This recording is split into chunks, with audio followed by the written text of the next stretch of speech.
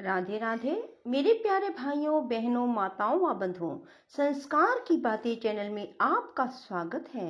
बंधुओं, आज मैं आपके लिए लेकर आई हूँ पूर्णिमा के दिन सुनी जाने वाली कथा। बंधुओं, पूर्णिमा के दिन इस कथा को जो मनुष्य भी सुनते हैं उन्हें जीवन में पूर्ण सुख की प्राप्ति तो होती ही है, साथ ही जीवन में उन्हें कभी भी आर्थिक संकटों का सामना नहीं करना पड़ता। उनके जीवन में सदा ही खुशहाली बनी रहती है। बंधुओं, यदि आप इस कथा को पूर्ण विश्वास और सच्ची निष्ठा के साथ सुनेंगे तो भगवान श्री हरि आपकी हर मनोकामना शीघ्र पूरी करेंगे। आपके जीवन में खुशहाली आएगी। आप पर भगवान विष्णु जी का लक्ष्मी जी सहित पूर्ण आशीर्वाद बना रहेगा। बंधुओं, यदि आपने हमारे चैनल को अब तक सब्सक्राइब नहीं किया तो जरूर करें और बेल आइकन दबाना ना भूलें ताकि आपको हमारी आने वाली सभी वीडियोस की जानकारी सबसे पहले हो सके। बंधुओं, वीडियो को पूरी सुनने के बाद कमेंट बॉक्स में ओम नमो नारायणाय 5 बार जरूर लिखें। बोलो विष्णु भगवान की जय हो, लक्ष्मी माता की जय हो। किसी नगर में चंद्रहास नाम का एक राजा था। उसकी पत्नी का नाम कृतिका था और वही नगर में एक ब्राह्मण और ब्राह्मणी रहते थे। उनके यहाँ धन धान्य की कोई कमी नहीं थी, पर उनके कोई संतान नहीं थी। इस वजह से वे बहुत दुखी थे। एक समय एक तपस्वी उस नगरी में आया। वह तपस्वी उस ब्राह्मण के घर को छोड़कर सभी घरों से लेकर भोजन करता, पर वह रूपवती से भिक्षा नहीं लेता था।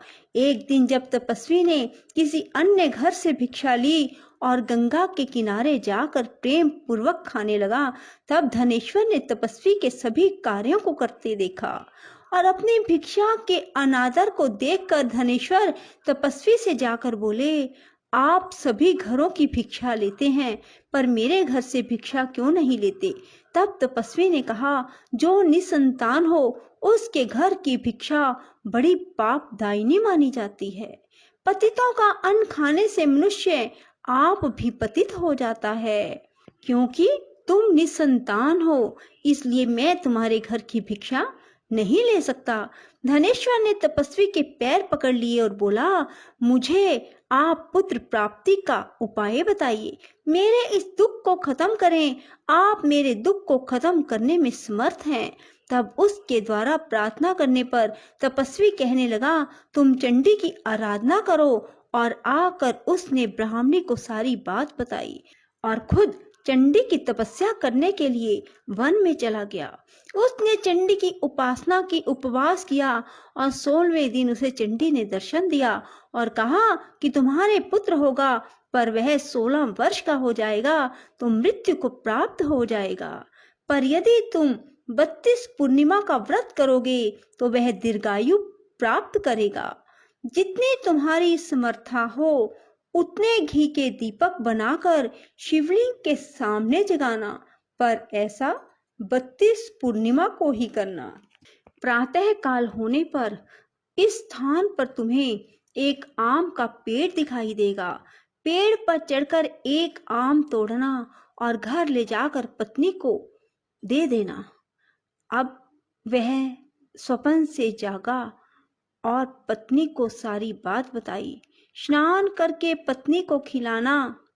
प्रातः काल होने पर इस स्थान पर तुम्हें एक आम का पेड़ दिखाई देगा। पेड़ पर चढ़कर एक आम तोड़ना और घर ले जाकर पत्नी को सारी बात बताना और स्नान करके पत्नी को खिलाना। उसके संतान होगी।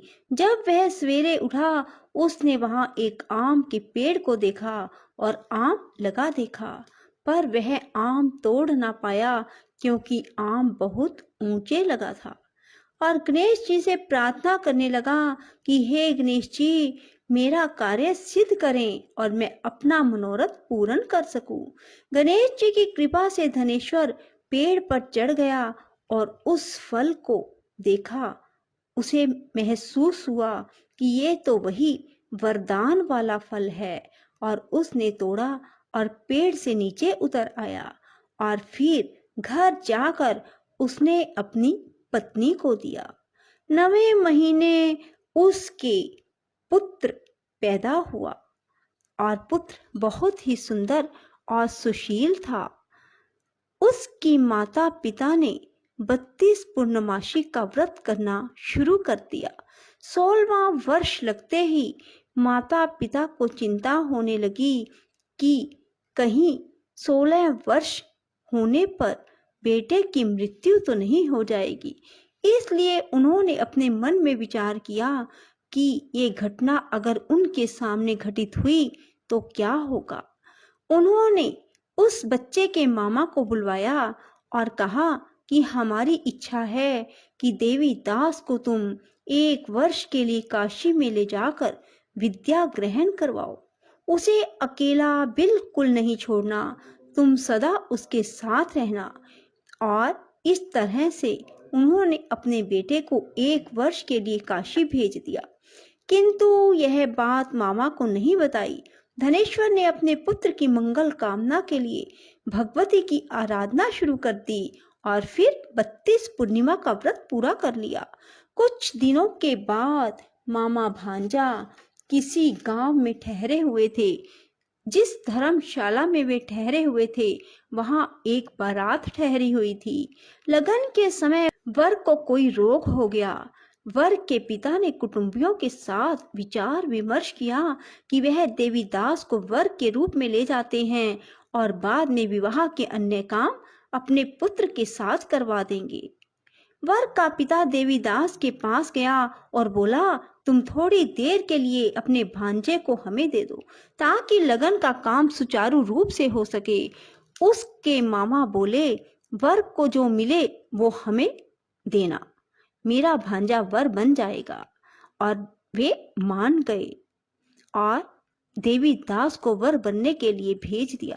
विवाह कार्य विधि पूर्वक संपन्न हो गया। पत्नी के साथ भोजन ना किया और पत्नी ने देखा कि उसकी पति की आंखों में आंसू है। वह बोली, आप उदास क्यों हैं? लड़के ने सारी बात बताई। उस कन्या ने कहा, ऐसा कैसे हो सकता है? अग्नि के सामने मैंने आपको पति बनाया है। देवीदास ने कहा, ऐसा मत कहिए, मेरी आयु बहुत छोटी है, मेरी मृत्यु के बाद तुम्हारा क्या होगा? पत्नी बोली, जो होगा सो देखा जाएगा। दोनों ने साथ में भोजन किया और सो गए। देवीदास ने जाने से पहले अपनी पत्नी को 3 नगों से जड़ी अंगूठी दी और एक रुमाल दिया और कहा कि इसे मेरा संकेत समझकर स्थिर चित्त हो जाओ। मेरा जन्म मरण जानने के लिए एक पुष्प वाटिका लगाओ और वहां नव मल्लिका लगाओ और उसे जल से सिंचित करती रहो। जिस दिन ये सूख जाए समझ लेना मेरे प्राणों का अंत हो गया, अर्थात मेरे प्राण निकल गए। जब ये फिर से हरे भरे हो जाएं तो समझ लेना मैं जीवित हो गया हूँ और इसे मेरा संकेत समझना। प्रातः काल होते ही विवाह कार्य संपन्न हुए तो कन्या ने अपने पिता से कहा, यह मेरा पति नहीं है, मेरा पति वही है जिसका रात्रि में मेरे साथ विवाह हुआ था। यदि यह मेरा पति है तो मुझे बताए कि रात्रि में हमारी क्या बातें हुई थी, इसने मुझे क्या दिया। ये बातें सुनकर वर कहता, मैं कुछ नहीं जानता। वह लज्जित होकर वहां से चला गया और बारात भी वापस लौट गई। मामा भांजा काशी विद्या अध्ययन के लिए चले गए और एक दिन काल से प्रेरित होकर एक सर्प देवीदास को काटने के लिए वहां पहुंचा। जहर की ज्वाला से सारे स्थान जहरीला हो गया। पूर्णिमा व्रत की कृपा से सांप उसे काट ना पाया।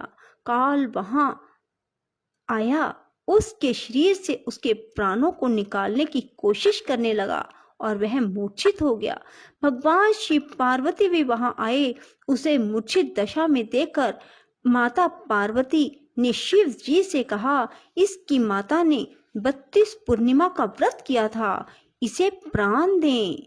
भक्त वत्सल भगवान ने उसे प्राण दान दिए। व्रत के प्रभाव से काल को भी पीछे हटना पड़ा।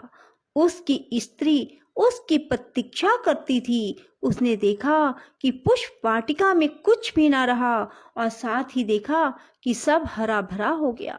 ऐसा देखकर मैं बहुत हर्षित हुई और अपने पिता से बोली, पिताजी, मेरे पति ठीक हैं, उन्हें ढूंढिए। उधर मामा भांजा भी 16वां वर्ष पूरा होने पर काशी से वापस चल पड़े और कन्या के घर पहुंच गए।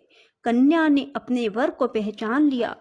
धनेश्वर 32 पूर्णिमाओं के व्रत करने से पुत्रवान हो गया और जो भी स्त्री इस व्रत को करती हैं वह कभी विधवा नहीं होती, सौभाग्यवती रहती है। यह व्रत पुत्र पौत्रों को देने वाला और सभी मनोकामनाओं को पूर्ण करने वाला है। भगवान शिव की कृपा से 32 व्रत करने वालों की हर इच्छा पूरी हो जाती है। बोलो शिव शंकर भोलेनाथ की जय। राधे राधे, जय श्री कृष्णा।